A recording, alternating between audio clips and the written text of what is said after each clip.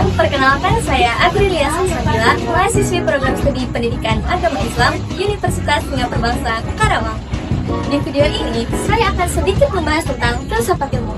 Banyak sekali orang beranggapan bahwa filsafat ilmu itu sesuatu yang rumit, padahal filsafat ilmu sangat berkaitan erat dengan ilmu pengetahuan dan juga kehidupan sehari-hari.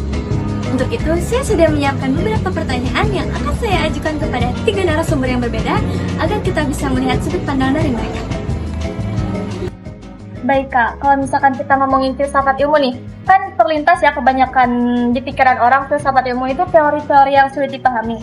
Padahal kan filsafat ilmu juga menjadi dasar untuk kita bisa memahami ilmu pengetahuan. Nah, menurut Kakak filsafat ilmu itu apa sih? Pendapat aku ya, menurut aku filsafat ilmu itu bukan hanya teori yang rumit yang hanya bisa dipahami oleh orang pintar saja. Justru menurut aku filsafat ilmu itu akar dari bagaimana kita memahami, menilai dan juga menggunakan ilmu itu sendiri.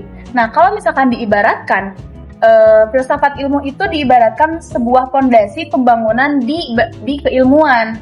Nah, tanpa kita memahami fondasinya, mungkin kita itu bisa pintar menggunakan ilmu, tetapi banyak sekali, bukan hanya sedikit orang yang nggak tahu kenapa dan bagaimana ilmu itu bisa terbentuk.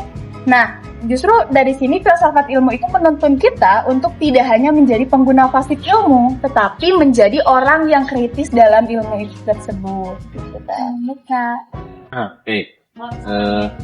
Kalau ngomongin filsafat ilmu gitu ya, sebenarnya intinya mah filsafat ilmu itu berpikir secara sendiri gitu, tapi punya dasar-dasarnya kayak macam-macam sih, bukan sekedar isi atau teori, tapi lebih ke dasar-dasarnya kayak apa itu ilmu, bagaimana ilmu dibangun, terus apa bedanya dengan opini, dan sejauh mana ilmu bisa dipercaya. Nah, filsafat itu juga buat kita jadi paham gitu, kenapa kita bisa percaya sama sains, atau kita bagaimana kita menilai segala sesuatunya. Jadi kalau kita punya dasar-dasar yang filsafat, paham gitu. Banget dulu. Itu kalau misalnya filsafat tuh secara bahasa aja kan itu ada apa dari 2 suku kata kan, Philo dan Sophia. Itu udah tahu kan. Cuma Philo ini kan berarti cinta, kalau nggak salah tuh cinta tuh Philo itu cinta, Sophianya kebijaksanaan. Kalau secara kontekstual kan itu kadang bingung juga ya, cinta dan kebijaksanaan. Tapi ini filsafat ilmu, ketika orang yang filsafat pasti nilainya itu radikal. Itu kan secara bahasa agak kontradiktif sebenarnya kan, antara cinta terus tapi kebijaksanaan terus radikal orang-orang ini. Kadang itu ada kontradiktif sebenarnya juga. Jadi yang paling mungkin yang paling gampang untuk memahami filsafat sebetulnya ya cara berpikir secara mendalam. Simpel itu. Filsafat adalah sebuah konsep cara berpikir dan jawaban secara mendalam. Nanti udah lagi. Tolongan dari aku dulu sih ya. Filsafat itu berpikir, tapi gak segala yang berpikir itu berfilsafat. Jadi gak setiap yang berpikir itu berfilsafat. Maka kalau misal kita ngomongin tingkatan berpikir dari filsafat ini itu lebih mendalam. Ada sampai akarnya itu memang benar diulas sampai akar filsafat ini. Makanya untuk statement tadi, setiap filsafat itu berpikir, tapi tidak setiap berpikir itu filsafat. Karena memang secara tingkatan berpikirnya pun itu beda. Baik Kak, sekarang kan kita hidup di zaman yang serba cepat, serba digital dan juga teknologi makin canggih. Nah, terlintas nih di pikiran saya, apakah kita masih perlu untuk belajar ataupun memahami yang sifatnya filsafat itu? Nah, menurut Kakak nih filsafat ilmu itu relevan tidak sih dengan zaman sekarang? Oke. semakin relevan apa tidaknya filsafat ilmu di zaman sekarang. Justru menurut aku itu semakin relevan. Kenapa? Karena kita ini hidup dibanjiri oleh banyaknya informasi seperti data, opini, dan hoax yang beredar di satu media sosial atau platform digital lainnya. Nah, dengan kita memahami filsafat ilmu, jadi filsafat ilmu itu bisa menuntun kita, bisa memilah mana yang benar-benar rasional dan mana yang cuma klaim kosong aja. Gitu sih menurut aku kalau misalkan tentang digital gitu. Relevansi ilmu filsafat di era sekarang ya. Meskipun sekarang eranya serba digital, terus praktis, tapi menurut saya tuh filsafat ini tuh masih tetap relevan. Malah lebih banyak untungnya gitu, kayak kita banyak informasi, terus kita punya banyak berita, teori konspirasi, sampai hoax-hoax yang tersebar di media tuh. Kalau kita punya dasar filsafat itu, kita bisa nyaring. Nah, makanya kita belajar filsafat ilmu tuh biar bisa membedakan mana yang baik dan mana yang benar. Jadi menurut saya tadi kalau misal kita ambil pemahaman filsafat yang tidak secara bahasa ya, maksudnya kita coba tarik benang merah dari filsafat tadi. Filsafat kan berpikir secara mendalam, berpikir secara radikal, berpikir secara komprehensif lah, katakan seperti itu. Jadi relevansi atau apa ya? Sebenarnya penting nggak sih gitu filsafat ini di zaman yang sekarang sudah digital, mungkin kurang lebih seperti itu ya? Karena kan kalau filsafat kan berpikir intinya kalau misalnya zaman sekarang apakah ya gitu, jadi bukan kita yang muslim tapi orang lain. Nah itu kan masih tantangan juga ya. Tantangan ya di zaman yang sudah digital ini kan, itu sudah jadi sudah jadi rahasia umum gitu kan. Kita mau apapun gampang, kita mau nyari info terkait apapun itu serba mudah gitu. Jadi sekarang ada yang namanya itu kan, kecerdasan buatan itu. Jadi di zaman yang serba gampang ini, apakah filsafat ini masih berfungsi? Ini ngomongin apa ya? Sifatnya masih opini lah ya. Kalau misal suatu saat nemu jawaban yang lebih desain, itu bisa dipakai juga gitu. Tapi kalau misal saya pribadi itu terkait seberapa penting filsafat era digital ini, itu sangat penting. Karena gini, tadi kan di poin sebelumnya saya sempat mention tuh kalau ternyata filsafat itu berpikir secara mendalam, berpikir secara radikal, berpikir secara holistik, komprehensif gitu ya. Itu ada kaitannya sama digitalisasi ini, karena kan terkadang apa yang disuguhkan, apa yang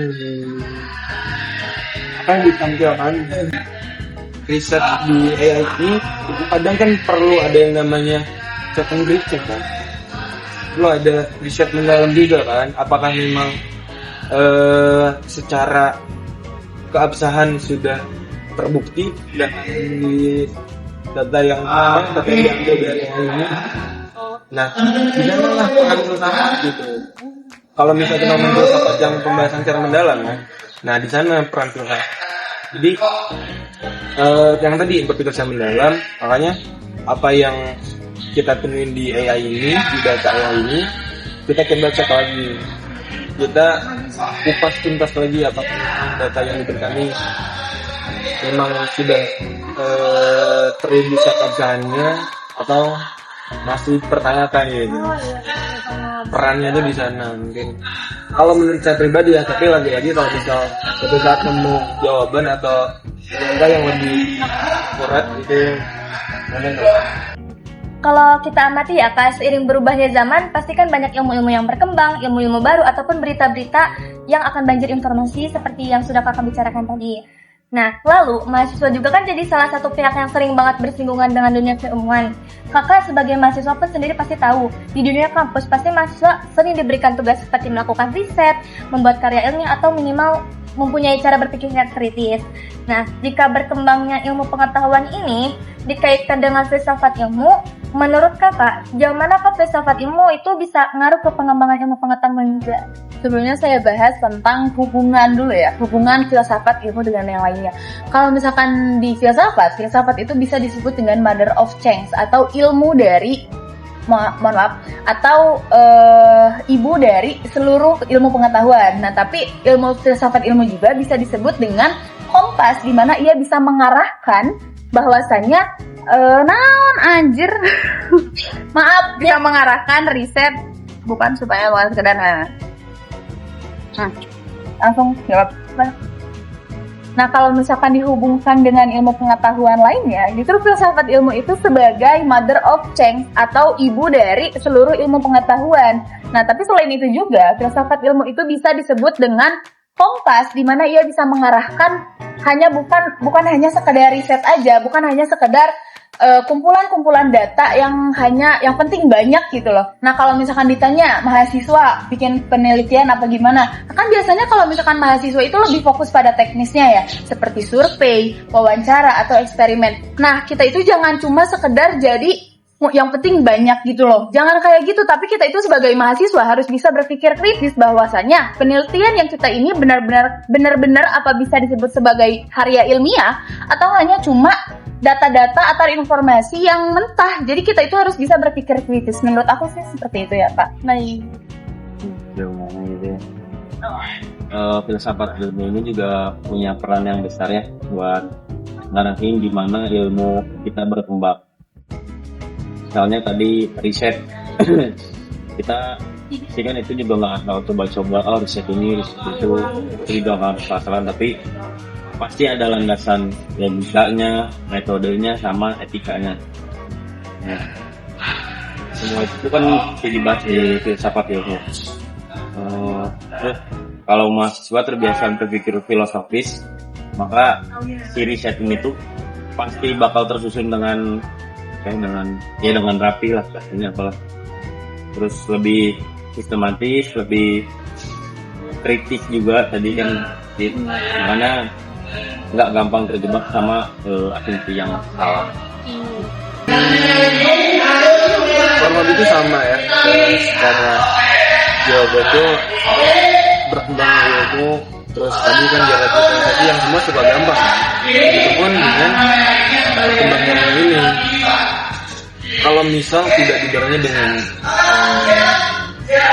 tidak dibarengi dengan riset yang mendalam, tidak dibarengi dengan berpikir secara radikal, itu menurut saya akan agak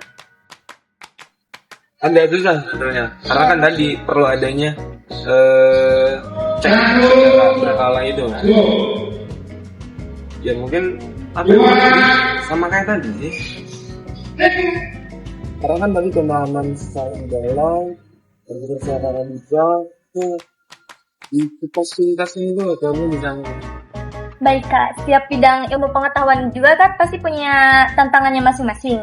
Nah, kalau menurut kakak, tantangan terbesar dalam mempelajari filsafat ilmu di era sekarang itu apa? Oke, tantangan ya. Benar tadi apa yang kakak bilang, kalau misalkan semua ilmu pengetahuan itu banyak sekali tantangannya. Tapi menurut aku, di ilmu filsafat ilmu ini, ada dua tantangan terbesar yang dihadapi. Yang pertama ada tantangan praktikal, di mana orang-orang itu beranggapan bahwasanya filsafat ilmu itu hanya sekedar ilmu yang abstrak, ilmu yang memiliki teori kering, yang dimana orang-orang itu berpikiran bahwasanya filsafat ilmu itu tidak secara langsung gitu. Terus selanjutnya ada tantangan kedua, yaitu tantangan epistemologis, di mana orang-orang itu lebih percaya, lebih cepat tanggap di era digital yang serba viral, apa-apa diviralin. Jadi orang-orang itu lebih mempercayai yang diikuti oleh orang-orang. Kan kalau misalkan yang viral gitu, ini viral nih, pasti ini tuh benar. Tapi kan itu belum tentu benar, itu belum tentu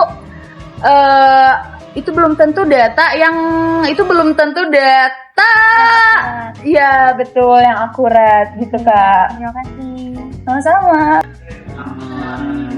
Oke, tantangannya yang pertama tuh banyak orang yang mengira filsafat ilmu itu rumit, bukan sulit gitu. Abstrak sama jauh sama kehidupan sehari-hari. Padahal yang sebenarnya tuh kita dekat banget sama cara kita berpikir sama mengambil keputusan. Itu juga udah maksudnya filsafat, kan ada logika juga tadi kan. Terus yang kedua soal kecepatan zaman tadi juga kan udah dibahas. Terus orang-orang yang juga pengennya instan, jadi apa-apa ya cek TV terus kayak gitu segala macam. Sementara filsafat ilmu itu menuntut proses berpikir yang lebih dalam sama kritis gitu. Jadi ya itu tadi kita juga jadi bisa membedakan mana yang baik mana yang benar. Terus filsafat ilmu juga tetap bisa jadi apa ya, cara komunikasi yang baik sih. Terus relevan juga khususnya menurut saya bagi generasi digital Gen Z ya gitu. Kita coba apa namanya, coba tadi tarik ke belakang secara pemahaman aja kan. Ini kita nggak ngomongin secara bahasa ya, kebenarannya aja gitu. Ini kan berpikir secara mendalam. Berarti kan dalam artian apa yang sudah kita lihat sekarang itu kita pikirkan ulang gitu. Kita coba untuk lagi apakah memang tadi data yang bisa dicantum itu hasil dari filsafat gitu. Sedangkan filsafat ini kalau kita coba penggunaannya secara mendalam, tidak ada salahnya gitu kalau kita.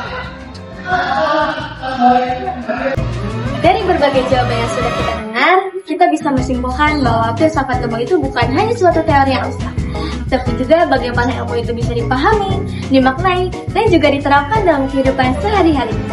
Semoga pembahasan singkat ini bisa menambah wawasan kita semua betapa pentingnya filsafat ilmu di era sekarang. Terima kasih teman-teman yang sudah menyimak, semoga bermanfaat ya.